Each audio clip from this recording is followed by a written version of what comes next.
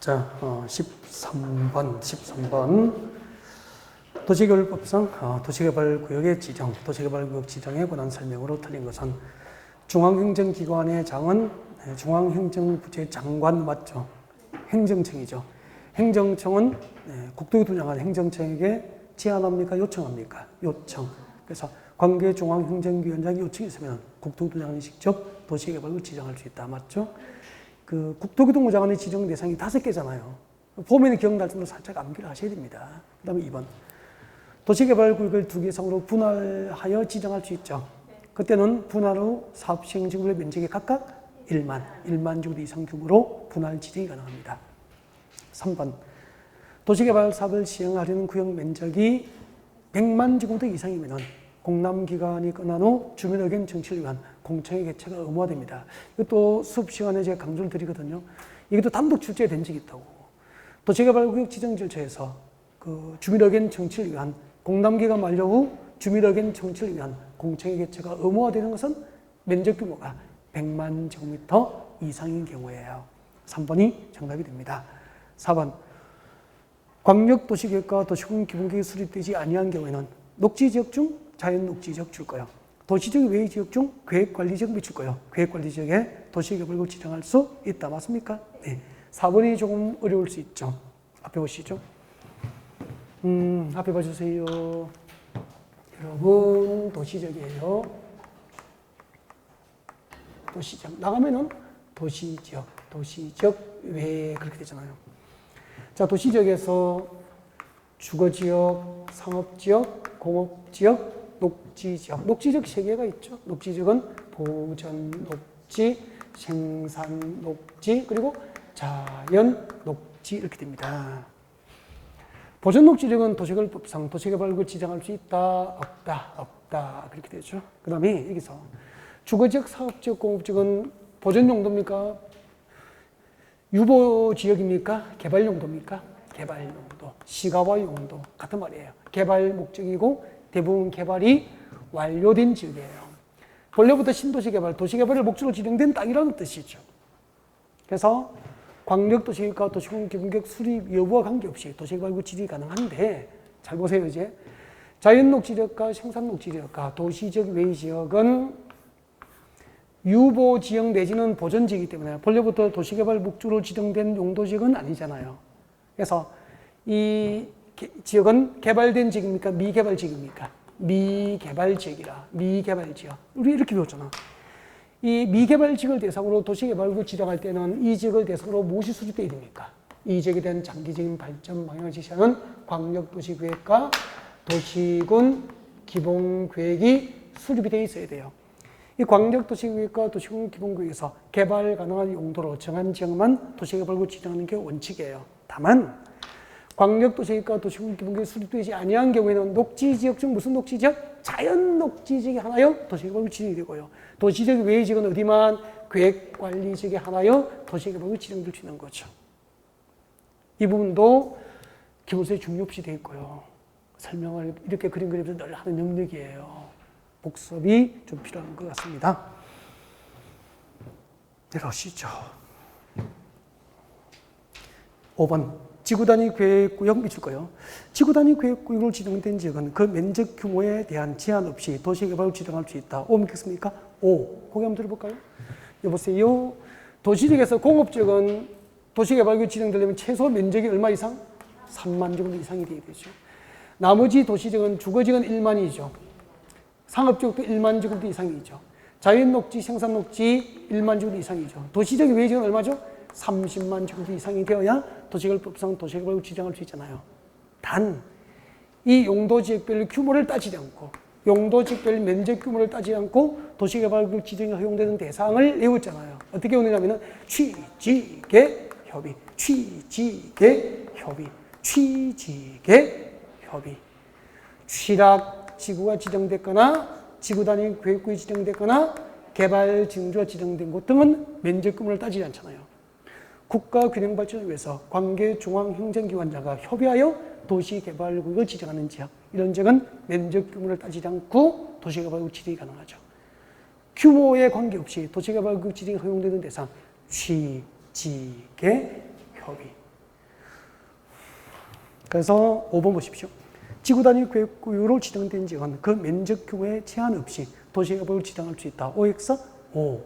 지구 단위 계획구역이 지정됐거나 취락 지구가 지정됐거나 개발 진흥지구가 지정된 곳은 규모에 관계없이 도시개발구역 지정이 허용이 되니까요. 14번. 도시개발법상 개발구역 수립에 대한 설명으로 틀린 것은 1번. 개발구역은 어디에 맞아야 되죠? 광역도시계획과 도시군기본계획에 들어 맞도록 수립합니다. 그래서 개발구역 수립 기준은 밑줄 긋죠? 광역도시계획과 도시군기본계획의 수립 기준이에요.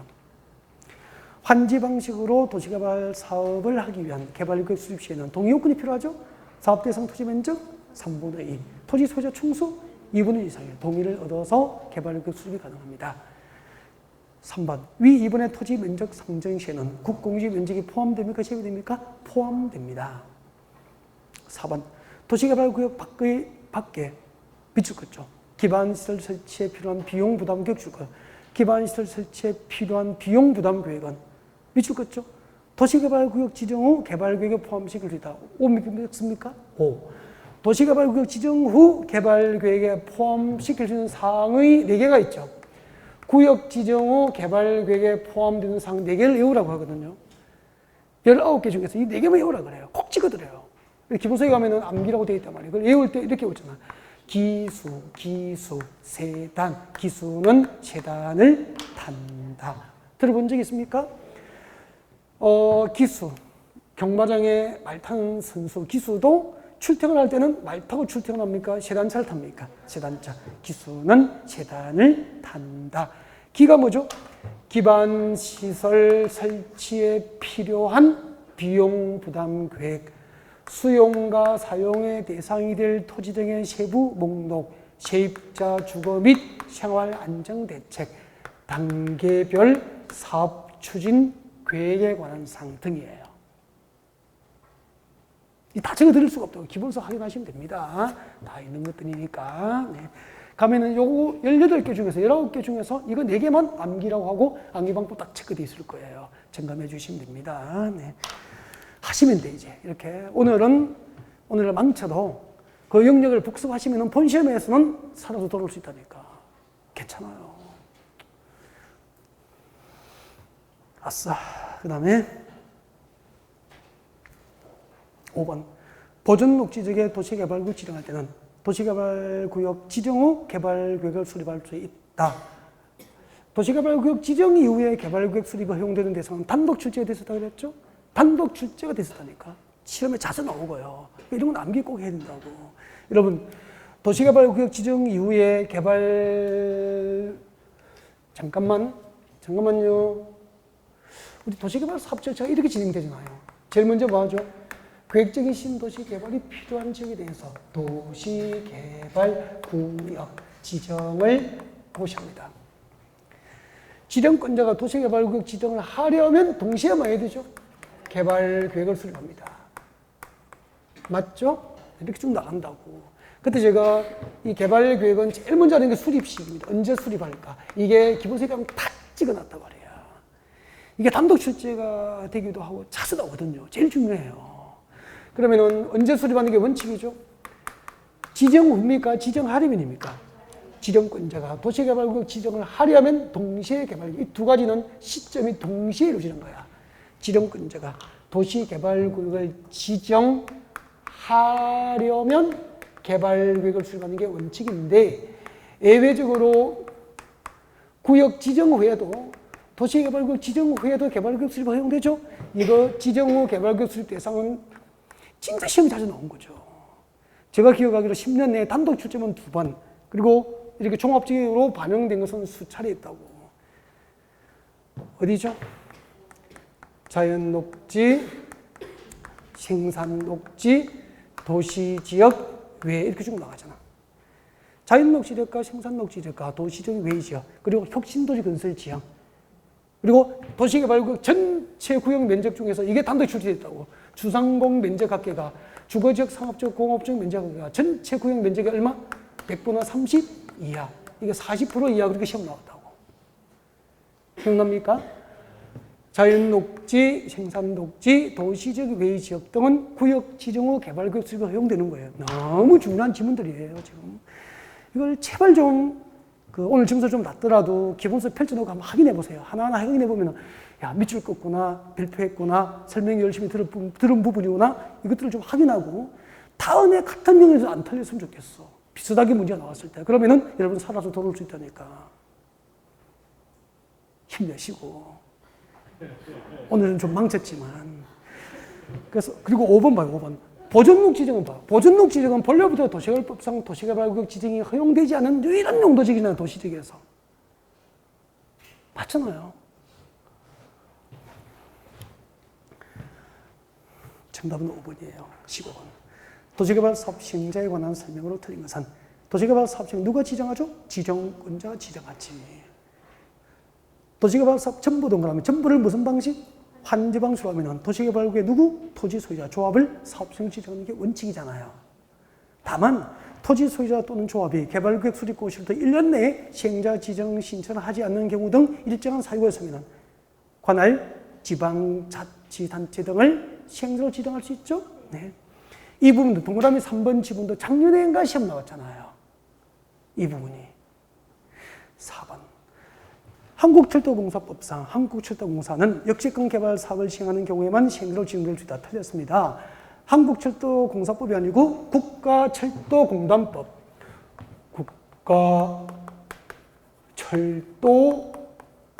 국가철도공단법.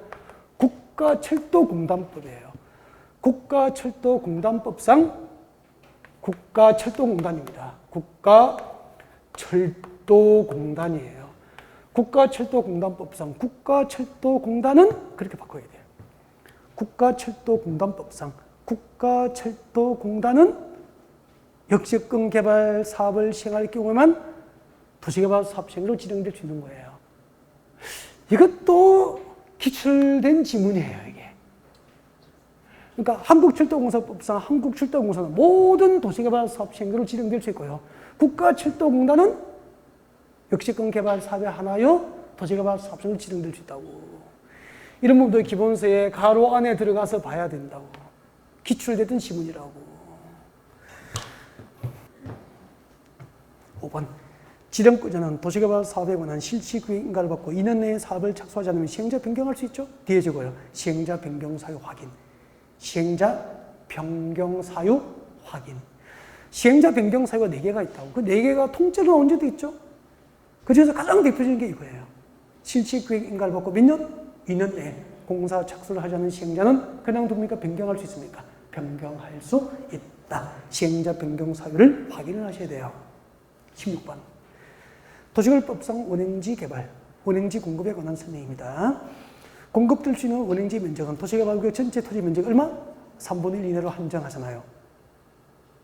그리고 3번. 원행지 개발자는 원행지에 대한 공사 완료 공급으로부터 몇 년? 5년. 원행지에 대한 공급 계약 체결로부터 몇 년? 10년 중.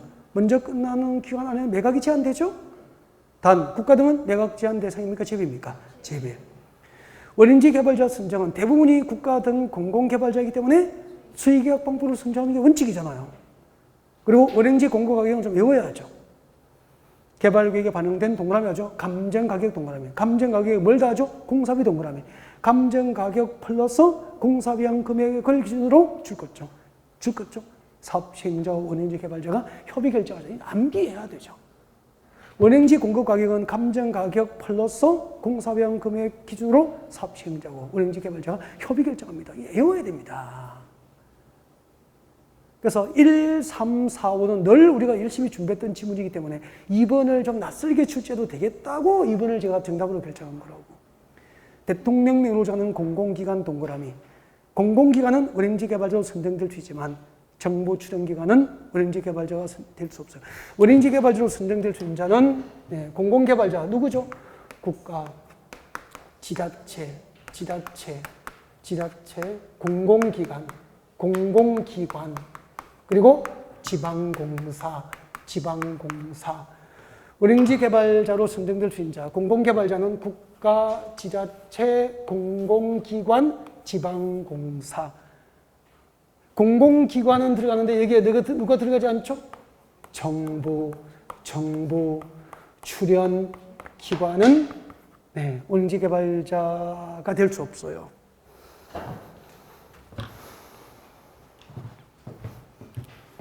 (16번의 2번) 자체만 보면 어려워요. 근데 나머지 지문을 알기 때문에 정답은 찾아갈 수 있었어야 했어요.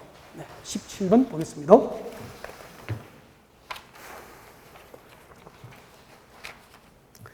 도시개발법상 환지계획에 관한 설명으로 옳은 것, 환지계획입니다. 시행자는 입체 환지를 하는 자의 종전 소유 토지나 건축물의 권리가액이 조성 토지에 건축되는 구분 건축물 최소 공고가액의 100분의 70 이하이면 입제한지 신청 대상에 제외할 수 있죠?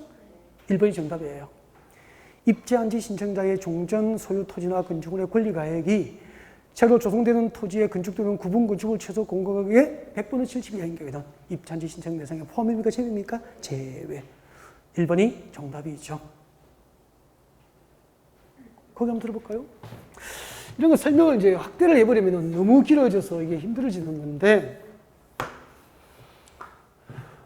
눈치가 좀 너무 낯설어 하시는 것 같아서, 잠깐만요.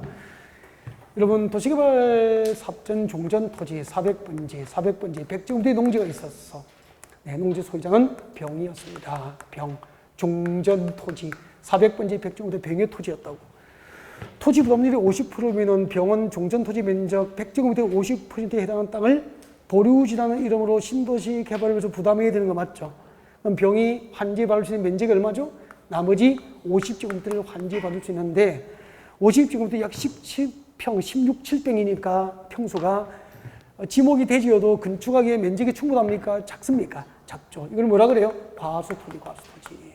과수토지는 직권으로 환지 교부 대상에 제외될 수 있죠? 과수토지는 환지를 정하지 아니할 수 있단 말이야. 환지를 못 받는 거죠. 이들이 집단 행동을 하면 원활하게 도시개발 사업을 할 수 있어? 없어? 없으니까 이 종전토지 소유자, 과수토지 소유자를 달래기 위해서 도시개발 사업 시행자가 직접 건축을 하는 거죠. 아파트 지어서 이 도시개발 사업전 종전토지 소유자에게 새로 조성된 택지에 가름하여 아파트니까 건축물 일부잖아. 건축물의 일부하고 그 건축물이 있는 토지의 공유 지분이 교부됩니다. 이것을 뭐라고 하죠? 입체환지. 그때 입체환지를 신청하는 병의 종전 토지와 건축물의 권리가액을 평가하니까 재산을 평가하니까 6천만 원, 6천만 원. 입체환지 신청자 병의 종전 토지와 건축물의 권리가액이 6천만 원이고 입체환지 신청자에게 공급되는 아파트 구분 소유권의 종류가 세 가지야. 49평 아파트는 공급 가격이 5억이고 32평 아파트는 공급 가격이 3억이고 22평 아파트는 공급 가격이 1억이라고 하자. 그러면은 구분 건축물, 입자한지 신청자에게 공급되는 구분 건축물 최소 공급 가격은 1억이잖아. 입자한지 신청한 병의 종전 토지나 건축물의 권리 가격이 6천만 원이잖아.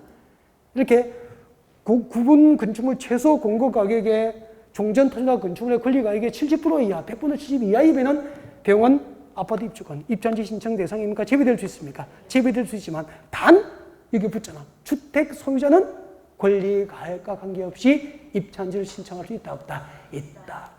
나중에요.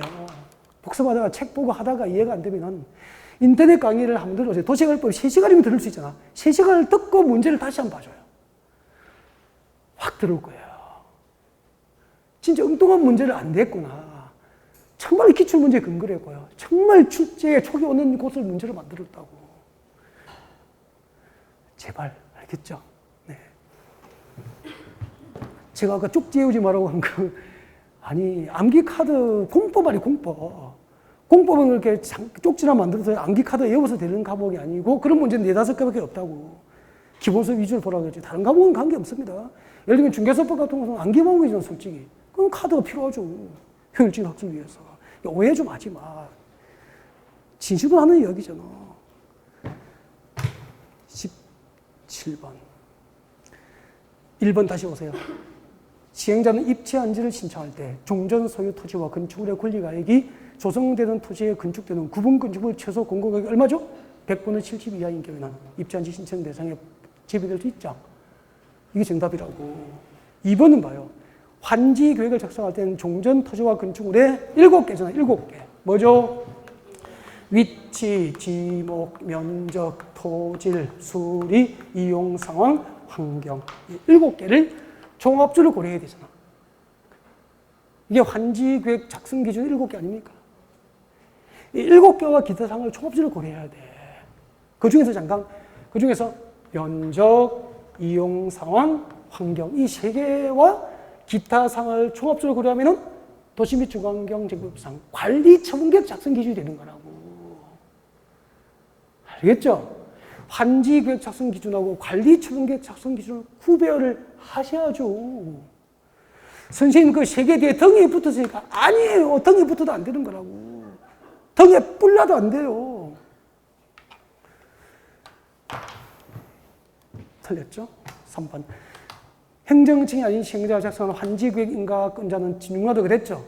이때 여러 번 정답 결정했잖아요. 행정청이 아닌 시행자가 작성한 환지계획은 누구에게 인가받죠? 지정권자가 아니고 누구죠?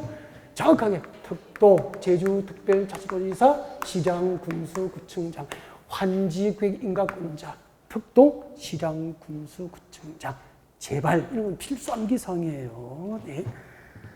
그 다음에 종전토지 합필 분필 동그라미 종전토지 합필 분필로 인가받는 환지 명세가 변경되면 변경에 원하여 인가받아 안 받아? 인가받지 아니한다.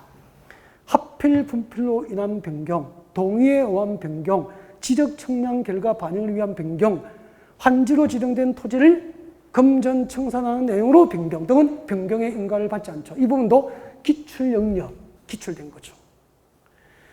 5번. 환지 방식이 적용되는 도시개발구역의 조성토지 등의 가격평가는 뭐죠? 환지 방식으로 조성된 토지의 가격을 평가할 때는, 가격을 결정할 때는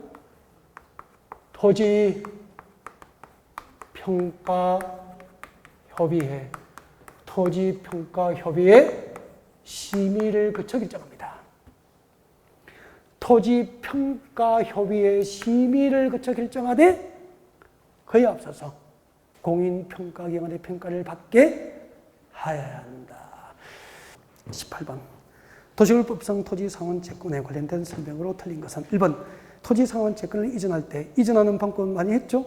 새로 취득한 자의 성명과 주소를 어디에 적죠? 채권입니까? 채권원부입니까? 채권원부에 기재구설 요청하는 방법으로 명의이전이 이루어집니다. 정확한데요. 이율은 발행 당시 예금금리와 부동산 수급성을 고려해서 누가 정하죠? 발행자가 정합니다. 3번. 토지상환채권은 주식, 사채 등 전자등록에 관한 법률에 따라서 줄것죠? 전자등록하여 발행 혹은 무기명으로 발행 줄것죠? 이 두 가지는 뭐죠? 도시개발채권의 발행 방법이잖아.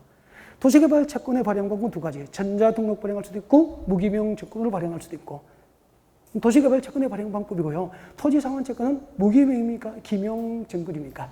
기명식 증권으로 발행되잖아요. 정답은 3번이죠. 19번. 도시 및 주거환경제도법상 용어에 관련된 설명인데, 그럼 19번은 죄송해요. 이 신설된 거예요. 그래서 이것은 여러분이 다 찍어도 그냥 본 시험을 위해서 드리는 자료로 생각하시면 돼. 신설된 거라고. 그래서 수업 시간에 제대로 배우지 못한 거예요. 알겠죠? 신설 개념이에요. 재개발 사업에서 다음 요건을 모두 갖추면은, 즉 기업과 니은의 요건을 모두 갖추면은 뭐죠? 공공재개발 사업의 개념이 도입된 거야. 공공재개발. 그러면 잠깐만요.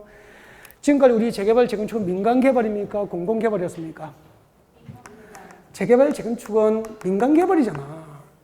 민간개발 방식으로 늘 설명을 하잖아요. 그래서 재개발 재건축은 누가 하죠? 재개발은 누가 하죠? 조합이 단독 시행하잖아.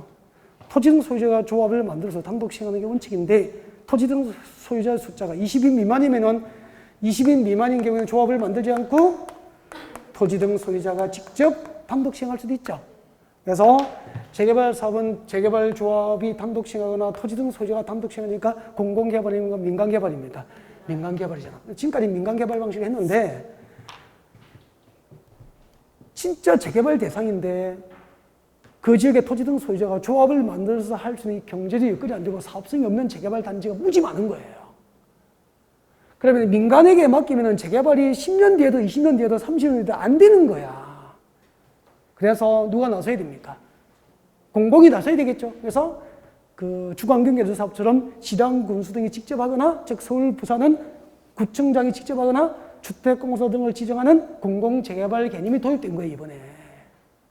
그래서 공공재개발 사업이란 기업과 니은, 동그라미 1번에 기업과 니은의 요건을 모두 갖추면은 공공재개발이 되는 거야. 첫 번째, 기업. 재개발 사업 시행자가 누구일 것? 공공재개발 사업 시행자일 것. 그때 공공재개발 사업 시행자는 누구죠? 시장, 군수 등, 주택공사 등이 되겠지, 대부분이. 이제 주관경계도 사업처럼 재개발도 시장, 군수 등이, 주택공사 등이 시행하는 공공재개발제도가 도입된 거예요. 그리고 공공재개발이니까 거기서 분양되는 아파트는 임대주택 등으로 활용이 가능해야 되겠죠. 그래서 그 비율을 정하게 된 거야. 그래서 네 한번 해봐요. 건설 공급되는 주택의 전체 시대수 또는 전체 연면적의 토지 등 소유자 대상 분양을 제외한 토지 등 소유자가 조합원이잖아. 조합원 분양 대상분을 제외한 나머지 주택의 시대수 또는 연면적 100분의 50 이상을 지부행주택이나 공공임대주택 등으로 의무적으로 건설 공급해야 되는 거야.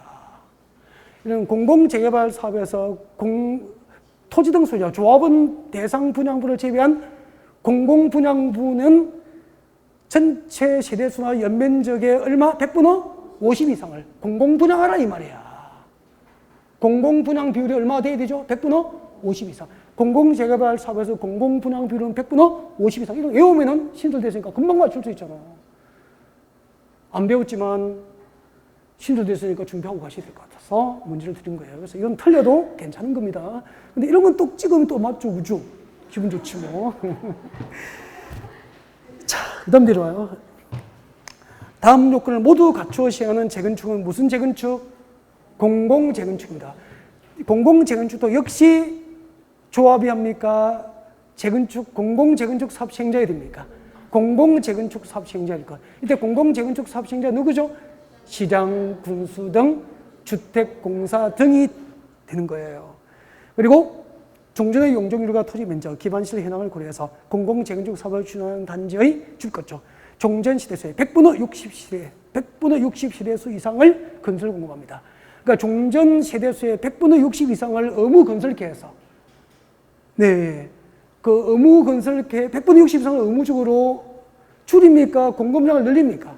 재건축으로 공급되는 분양 시대수를 늘려주죠.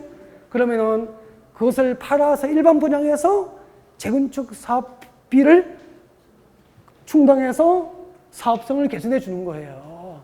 공공재건축으로 하되 앞으로 민간이 재건축을 하면 사업성이 없어서 못하면 공공재건축으로 하되 기존 시대수에 얼마까지 물량을 늘려주죠? 100분의 60까지. 알겠죠? 그렇게 이해하시면 돼. 정답은 4번이에요. 4번인데, 그래서 여러분이 본 시험을 준비하기 위해서 드린 문제고, 같이 수업을 안 했기 때문에 틀린 신문은 제가 죄송한 마음을 전합니다. 자, 20번. 주관경 개선 사업을 환지 방법으로 할 때 시행자에 관한 설명으로 틀린 것은 여보세요? 배워 주세요. 여러분, 근데 오늘 받은 점수는 좀 마음에 차지 않지만 설명을 들어보니까 그래도 들은 기억이 다 나죠. 같은 영역을 복습하는 같은 영역에서 틀리지 않겠다는 자신감은 생기죠. 그럼 된 거잖아요. 오늘 연습이니까 틀려도 되죠. 같은 영역에서 유사하게 나오면 답에 맞추자고. 그럼 되니까. 알겠죠? 그래서 너무 저를 많이 째려보지 말고 너무 우울해하지도 말고 같이 해요. 제발 부탁은 남은 기간 동안 자리에 앉아 지켜주십시오. 앉아 지켜주시면 평균 10점, 전체 과목은 10점, 그리고 20점까지는 최대 저희 선생님들이 올려드릴 거예요. 자리 지키고 참고 묵묵히 복습 잘하고 그렇게 하세요. 알겠죠? 그러면은 돼요.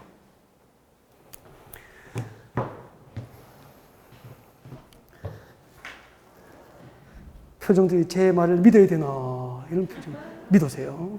여보세요? 주거 환경 개선 사업은 달동네 철교 사업 맞죠? 그 민간 그 동네에 살고 있는 토지 등 소유자가 단독으로 하거나 조합을 만들 경제의 여건이 돼야 안 돼. 안 되니까 민간입니까? 공공개발입니까? 공공개발 방식으로 한다고 그랬잖아요. 그럼 주거 환경 개선 사업은 공공개발이니까 누가 하죠? 시장, 군수 등이 직접 하거나 이때 시장군수등은 정비법의 시장군수등은 5개죠. 특시, 특도, 시장, 군수, 구청장. 그러니까 특별시, 광역시에서 중앙경영사업은 관할 구청장이 직접 하거나 그 뜻이죠. 아니면은 구청이 할 여건이 아니면 누구를 지정하죠? 주택공사 등을 지정해야 한다 이 말이에요. 그래서 공공개발이잖아. 어떤 경우에도 주관경영사업을 그 동네의 토지 등 소유자가 단독으로 하거나 조합을 만들어서 하는 경우는 없다고 했잖아요. 그러면 주관경영사업의 조합이 웬 말이냐? 20분의 1번이 답 아니에요. 2분의 1번 주관경영사업은 조합은 과반수의 동의를 받고 시장공사, 주택공사 등과 공동 시행할 수 있다. O 몇 X입니까? X.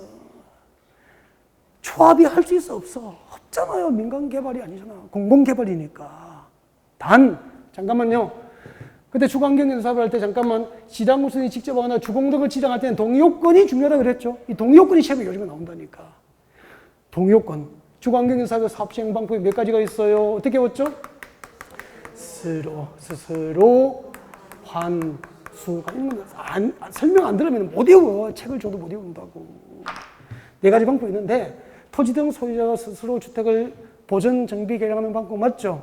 환지 방식, 수용 방식, 관리 청구 방식 이 3가지 방법이 있는데 첫 번째 토지 등 소유자가 스스로 주택을 보전, 정비, 개량하는 방법으로 할 때 시장공사 등이 직접 하거나 주공등을 지정할 때는 시장공사 등이 주택공사 등을 지정할 때는 정비구역의 토지나 건축물 소유자, 지상권자 즉 토지 등 소유자 얼마? 과반수 동의. 이거 외우라 그랬죠. 첫 번째 방법은 과반수 동의고 환지 방식, 수용 방식, 관리 청구 구획 방식으로 할 때는 정비구역의 토지 소유자, 건축물 소유자, 지상권자 즉 토지 등 소유자 3분의 2 이상의 동의. 세입자 시대수 과반수 동의 이렇게 나가잖아.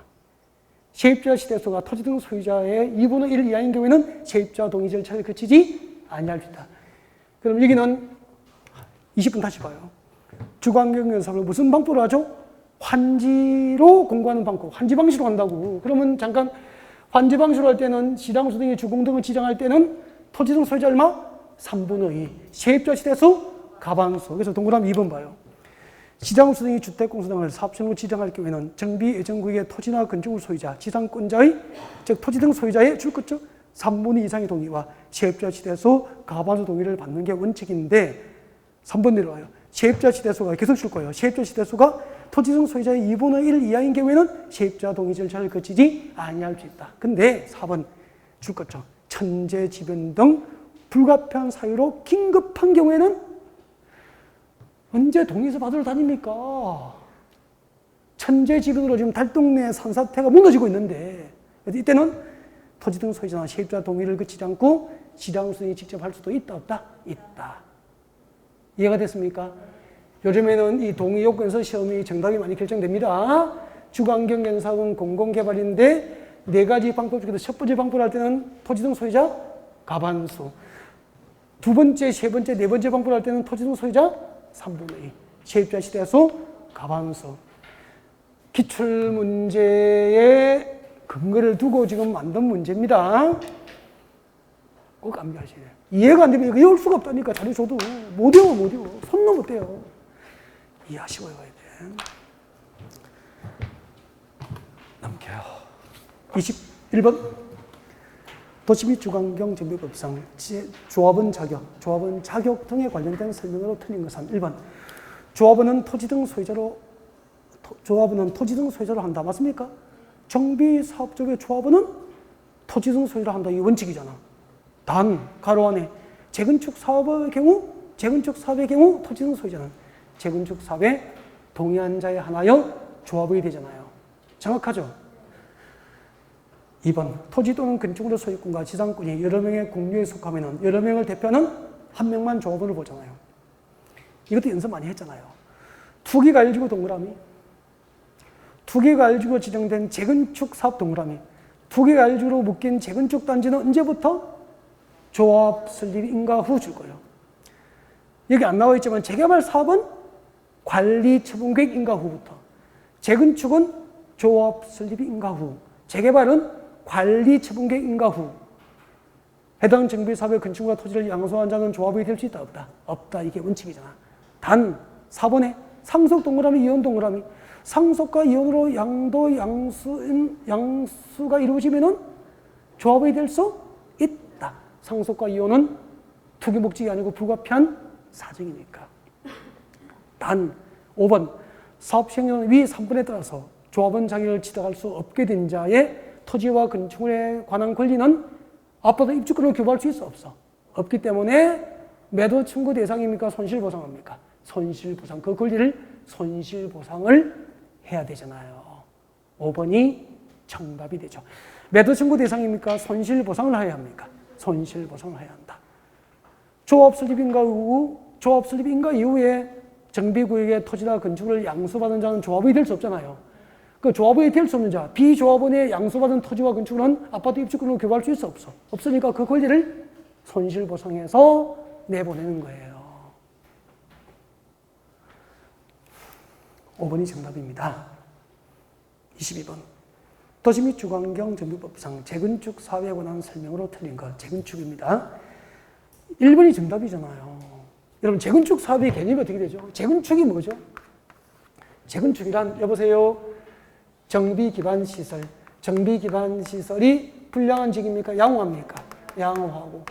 기반 시설이 양호하고. 그래서 제가 그림을 이렇게 그려주잖아. 재건축 단지는 가면은 주변의 기반 시설이 양호하죠. 근데 여기 노후 불량 건축으로 판정된 건축물이 밀집된 지역입니까? 노후 불량 건축에 해당하는 공동주택 밀집 지역입니까? 노후 불량 건축에 해당하는 공동주택 밀집 지역이잖아. 이것도 4년 전에 개정된 거야. 옛날에는 건축물 밀집 지역도 있었다고. 건축물 밀집 지역은 단독주택도 재건축 대상이 될 수 있었죠.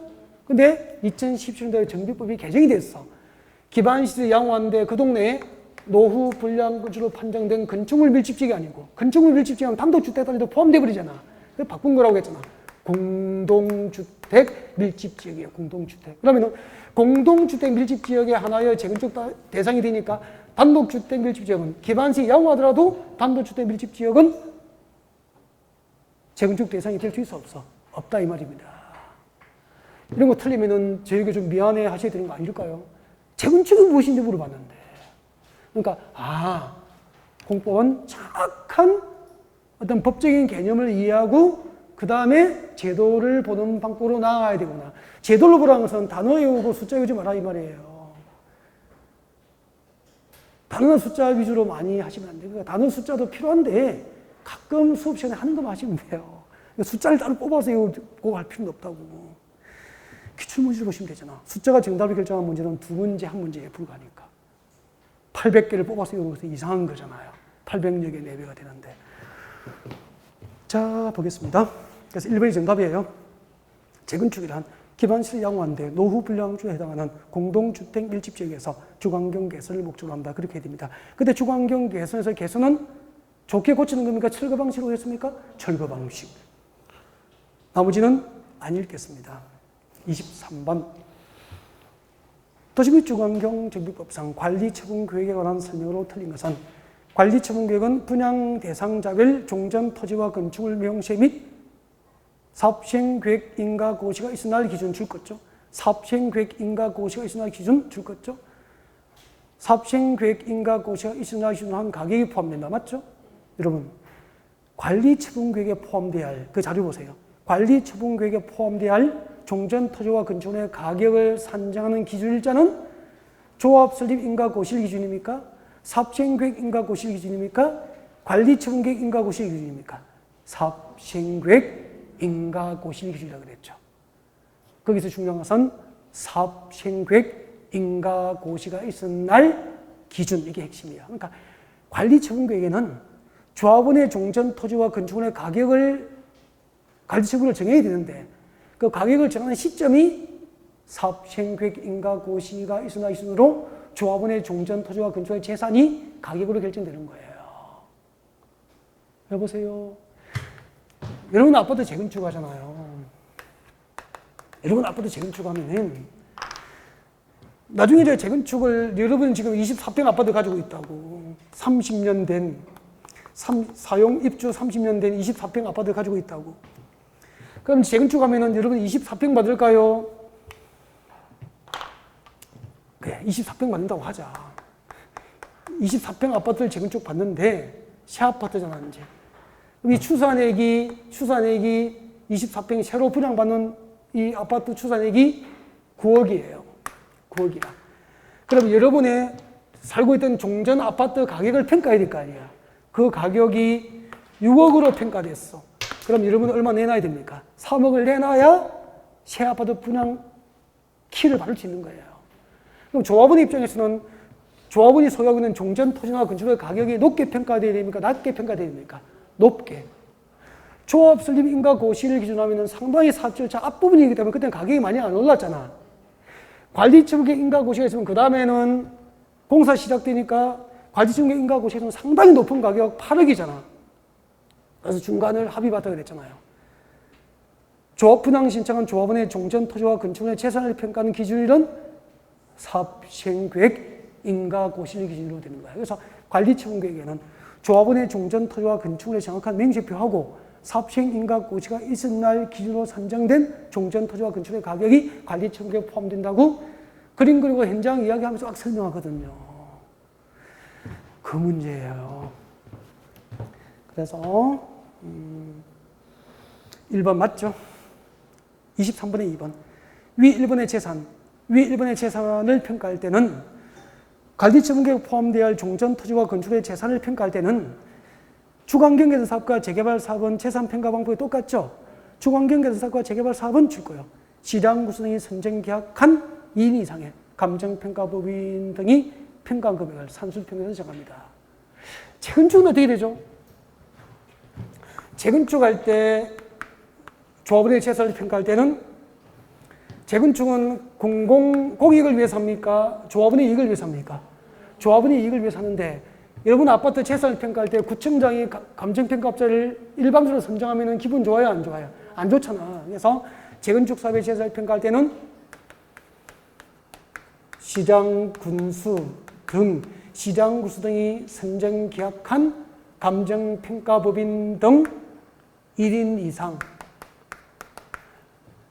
조합 총회, 재건축 조합 총회 의결로 선정 계약한 감정평가법인 등 1인 이상 합합의 몇 인이죠? 2인 이상의 평가 금액을 산술평가에서 조합원의 재산이 결정되는 거예요. 평가하는 거예요. 그래서 재건축할 때는 시장 군수 등이 감정평가법인 1인 이상 등을 선정하고 조합 총회에서 1인 이상 등을 선정하여 합하면 몇 인이죠? 2인 이상의 평가 금액을 산술평가를 한 거예요. 그러면은 시장 군수 등에서 1인 이상이니까 2사람 선정할 수도 있잖아. 감정평가업자를. 그럼 조합 총회에서도 몇 사람? 2사람. 합하면 몇 인? 4인이 평가한 금액을 산술평가를 하게 되는 거라고. 여기서 3인이면 여기도 3인. 6인이 평가한 금액을 산술평가. 이게 재건축할 때 조합원의 재산을 평가하는 방법이잖아요. 앉아있고, 그리고 복습 좀 제대로 해주시고, 그러면은 우리 할 수 있다니까. 자, 아싸. 3번. 특별시장, 광역시장, 도지사, 특광도 줄 거요. 특광도 미칠 것이죠? 거기도 시죠? 지금 수도권의 주택 경기가 안 좋아요? 과열돼 있어요? 한 2년 동안 지금 아파트 값이 천정부지로 오르고 있잖아. 그럼 여러분이 지금 정책 담당자라면은 재건축하겠다고 관리청계 인가 신청하면 인가 해주겠습니까? 안 해주고 싶습니까? 안 해주고 싶죠. 그래서 사업시행계획 인가나 관리청계 인가 시기 조정을 요청할 수 있고 요청받으면은 그 인가 시기를 조정할 수 있는 거야. 인가 신청이 있은 날 기준으로 1년을 넘지 않는 법원에서 그 인가 시기를 조정해 줄 수 있는 거야. 그러면은 여러분 재건축 아파트에서 관리청계 인가 신청하면은 평택시에서는 인가 신청이 있은 날부터 1년을 넘지 않는 법원에서 그 시기를 조정할 수 있으니까 1년을 넘지 않는 법원에서 연기를 해버릴 수 있어. 알겠죠? 주택시장이 과열되어 있으면 사업시행계획 인가나 관리시행 인가 시기 조정할 수 있고 인가 신청이 있은 날부터 몇 년을 넘지 않는 법원 안에서 1년을 넘지 않는 법원에서 인가 시기를 조정할 수 있다고. 그 규정을 소개한 거죠. 배웠습니까? 안 배웠습니까? 배웠죠. 제가 가르치는데. 보시죠. 근데 왜 기억이 안 날까? 복습한 지가 오래됐죠. 네, 괜찮아요. 복습한 지 오래돼서 그렇다니까. 우리가 오랫동안 안 봤을 뿐이라니까요. 같이 봐요. 3번. 대충 이야기 들었으니까 이제 이해가 될 거야. 특별시장, 광역시장, 도지사, 서울시장은 주택시장이 불안정하게 되는 등 사유가 발생하면 관리층 계획 인가 시기 조정을 하도록 관할 구청장이 요청할 수 있고요. 요청을 받은 구청장은 특별한 사유가 없으면 그 요청에 따라야 하는데 관리층 계획 인가 시기 조정 시기는 미칠 거예요. 인가를 신청한 날로부터 몇 년을 넘을 수 없다? 1년. 1년을 넘을 수 없는 부분에서 인가 시기 조정이 가능하다 이 말이에요. 그래서 이런 것은 지금 듣고 오늘 이해하고 오늘 기억해도 상관없잖아. 지금은 틀려도 본 시험에서 맞추면 되니까. 내려오세요. 24번.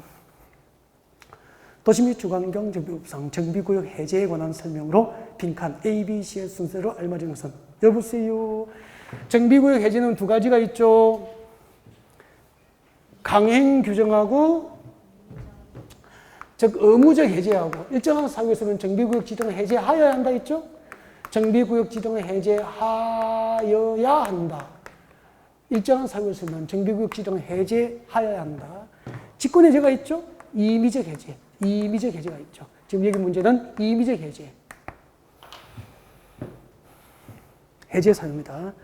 지정권자는 토지 등 소유자 얼마 이상의 해제를 요청하면은 네, 정비구역 지정을 해제할 수 있느냐 그런 얘기죠. 근데 가로에 죽었죠. 추진위원회가 구성되지 않은 정비구역이니까 사업 초반입니까? 중반입니까? 후반입니까? 초반. 그럼 사업 초반이니까 정비 사업 시작한 지 얼마 안 됐죠. 그러면 준비를 위해서 많은 비용이 투입되진 않았잖아. 그래서 토지 등 소유자 100분의 30, 100분의 30 이상이 요청하면은 해제할 수 있잖아요. 근데 기업 니언을 늘 비교하라고 그랬잖아. 기업 니언 해봐요. 줄 거죠. 추진위원회가 이미 구성됐거나 조합이 설립된 정비구역 줄 거예요. 그러면은 기업보다 진도가 상당히 절차가 많이 진행돼 버렸잖아요. 그러면 투입된 비용, 사업을 준비하기 위해서 들어간 비용이 많죠. 그때 포기하면은 매몰 비용, 찾아내지 못하는 비용이 크잖아. 그래서 이때는 그 해제 요청을 할 수 있는 요건이 완화됩니까? 강화됩니까? 강화. 이때는 토지 등 소유자 과반수 동의로 해제를 요청할 수 있잖아요. 기업과 니언은 늘 비교하라고 그랬죠. 추진위원회 구성되기 전까지는 100분의 30 이상이 해제, 100분의 30 이상이 해제 요청할 수 있지만 추진위원회가 구성됐거나 조합이 설립된 이후에는 네, 토지 등 소유자 과반수 동의로 해제 요청이 가능합니다. 네. 그 다음에 뒷각본은 이거에 대해 이거 신설된 거라고. 그런데 작년에 신설됐기 때문에 올해 기본서에 다 있습니다. 지정권자는 해제된 정비구역 등을 도시재생 활성화 지역에 관한 특별법상 도시재생 선도지역, 도시재생 선도지역의 지정을 국토부장에게 요청할 수 있게 됩니다. 그래서 정답은 3번이에요. 25번부터 좀 쉬었다가 해야 될 것 같습니다.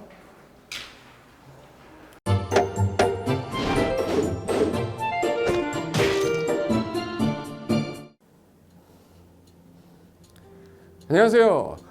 부동산 공법을 강의하는 고상철입니다. 자, 제가 이번 시간에 말씀드릴 건 뭐냐면 공인중개사를 여러분이 공부하시다 보면은 여러 가지 자료들, 뭐 OX 문제라든지 어떤 요약된, 집약된 자료, 뭐 PPT 자료 이런 것들이 많은데 그 일일이 출력하다 보면 여러분들이 보관하고 하는데 불편함이 있어서 그런 것들을 좀 약간 또 해소도 하기 위해서 또 다른 사람들하고 커뮤니티도 뭐 할 수 있기 때문에 저희는 네이버 밴드라는 어플을 좀 활용할 건데요. 그 네이버 밴드에다가 자료를 올려놓은 거를 내가 다운을 받고 내가 보는 방법에 대해서 알려드릴 테니까 이 부분에 대해서 제가 시작하는 거 똑같이 따라 하시면 설치부터 사용 방법까지 말씀드릴 테니까 그대로 따라오시면 됩니다. 자, 1단계 네이버 밴드 어플을 다운받습니다. 자, 그럼 네이버 밴드 다운을 어떻게 받냐?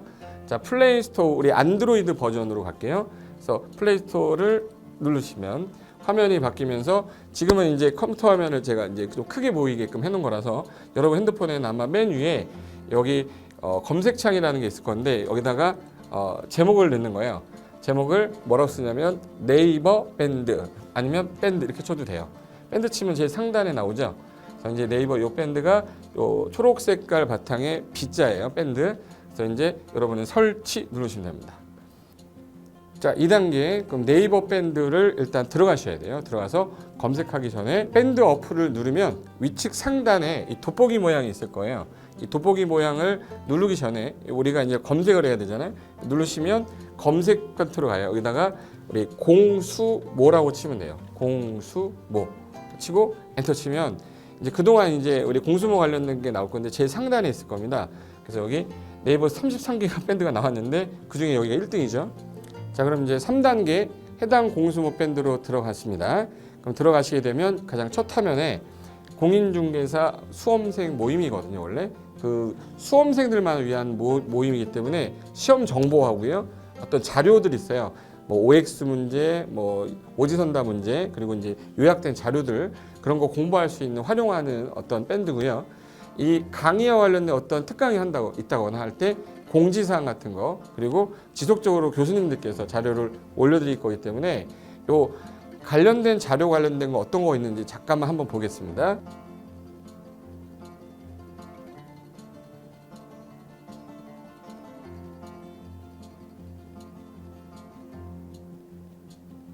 자, 그러면 4단계로 갈게요. 또 다른 꿀팁 하나 말씀드리겠습니다. 모바일 1일 학습이라는 건데, 핸드폰으로도 내가 하루에 짬을 내는 시간, 예를 들어서 전철을 타거나 버스를 탄다거나 화장실을 간다거나 할 때 1일 그 공부 학습 방법을 알려드릴 건데요. 메인 화면에서 위로 좀 올라가면은 모바일 1일 학습이라고 나올 거예요. 여기 있습니다. 모바일 1일 학습이라고 해서 시험 과목에 따른 문제가 나올 거예요. 그러면 여기를 올리시면은 여러분이 이제 그 시간 안에 이 문제에 대한 것을 읽어본 다음에 여기서 정답과 해설은 바로 보여지면 이거는 암기가 돼버리기 때문에 정답 해설은 맨 밑에 안 보이게 숨겨놨어요. 그래서 현재 밑으로 쭉 내리면 인지에 가서 쭉 내리면 요때 답이 나와요. 댓글이라는 게 있어요. 내가 쓴 거는 내가 확인할 수 있잖아요. 그래서 요 댓글 표시 보시면은 이런 거는 표정 좋아요 한번 눌러주는 거예요. 그럼 여기서 내가 좋아요 그러면서 뭐 선생님 사랑해요 해도 되고, 좋아요 이런 거 눌러주신 다음에 그 다음에 밑으로 가면 이제 댓글을 쓸 수 있어요. 그래서 정말 궁금한 부분에 대해서 댓글 남겨주시면 확인이 되는 경우에 바로 답글을 올릴 수 있게끔 실시간으로 할 수 있을 것 같습니다. 자, 지금까지 과정과 같이 공수모 밴드예요. 공인중개사 수험생 모임 밴드를 줄여서 우리 공수모 밴드라고 하는데, 이렇게 가입하시면 여러 가지 자료들 업데이트되는 거, 개정되는 부분 신속하게 받아들일 수 있기 때문에 아마 여러분 학습하는데 도움이 많이 될 겁니다. 그래서 꼭 가입하셔서 좋은 자료도 받고 매일매일 학습하시면서 도움 되셨으면 좋겠고요. 자, 여러분의 합격을 진심으로 기원하겠습니다.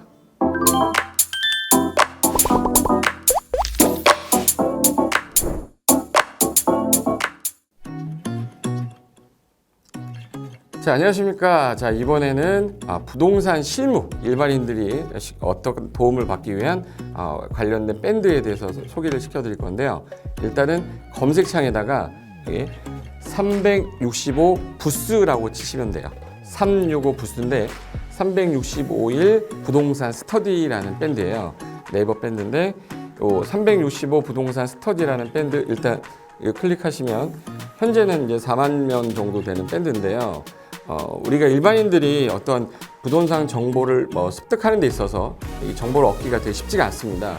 내가 어딘가를 찾아본다고 해서 잘 찾을 수 있는 것도 아니고, 어떤 전문가들이 하는 말들이 친밀성이 있는 건지 아닌지에 대해서도 우리가 잘 믿을 수가 없는 거기 때문에 그런 정보를 그래도 좀 손쉽게 찾아볼 수 있게끔 저희 이제 이 밴드에 구성된 전문가들이 정보를 좀 제공해 주는 거기 때문에 아마 유용하게 활용할 수 있을 거고요. 내가 부동산 중에 토지를 좀 알고 싶다, 또는 상가를 좀 알고 싶다, 또는 나는 내 집 마련을 위해서 청약이 좀 궁금하다. 근데 그게 솔직히 어디 가서 물어보거나 어떤 정보를 찾기 쉽지 않아서 그것 때문에 만들어진 밴드라고 보시면 돼요. 그래서 365일 내내 부동산을 어떤 공부한다는 취지로 밴드에 들어오셔서 질의응답도 하시고 궁금한 사항에 대해서 예를 들어 문의를 하시면 저희가 관련된 정보를 또 제공해주는 그런 밴드라고 보시면 되겠습니다. 어떤 밴드냐면 한번 보시면은 지금 현재는 공지사항이 제일 먼저 나올 건데요. 이 공지사항은 기존에 있던 오프라인이 어떤 강좌가 있으면 그 강좌에 관련된 거 세미나라든지 그래서 평소에 이제 우리가 이제 접하지 못했던 강의들 있죠. 이렇게 진행이 된다라는 거 공지를 좀 하는 그런 내용들이고요. 하나 좀 더 올리면 자, 이제 우리 교수님이에요. 교수님 중에 상가 교수님이 최근에 예를 들어서 법이 바뀌었어요. 법이 바뀌게 되면 최근에 바뀐 법이 이러한 바뀐 법이 있으니 중개업을 한다거나 투자를 할 때 좀 유의해서 알아보시면 좋겠습니다라는 거를 올려놓을 거예요. 기존에 올려놓은 자료가 있으면 또 찾아보시면 되는 거니까 이렇게 해서 계속 밴드에서 소식을 받으시면 실전에 굉장히 도움을 많이 받을 거라고 예상합니다. 부동산 관련된 내용 중에서 하나 더 보시면 이제 랜드프로에서 직접 우리 프로그램 만들고 있어요. 그래서 부동산 까발리기, 부동산 부티크 뭐 이런 TV 관련돼서 부동산 팁 있죠. 예를 들어서 청약을 받아야 되냐 말아야 되냐, 지금 강남권 아파트를 투자해야 되냐 말아야 되냐, 이런 정보를 쉽게 여러분들이 접하지 못하기 때문에 그런 관련된 것들을 시대에 맞게 흐름에 맞게 부동산 시장이 이제 요동치면 내가 지금 집을 팔아야 되냐 사야 되냐 그런 것들에 대해서 신속하게 정보를 들을 수 있는 밴드니까 시간이 나실 때마다 자주 들어오시고 저도 자주 들어가서 좋은 정보 남겨드릴 테니까 자주 들어오시기 바랍니다. 저는 부동산 공법하고 부동산 토지 투자를 강의하는 고상철이었습니다. 자주 밴드에서 뵙도록 하겠습니다. 자, 수고하셨습니다.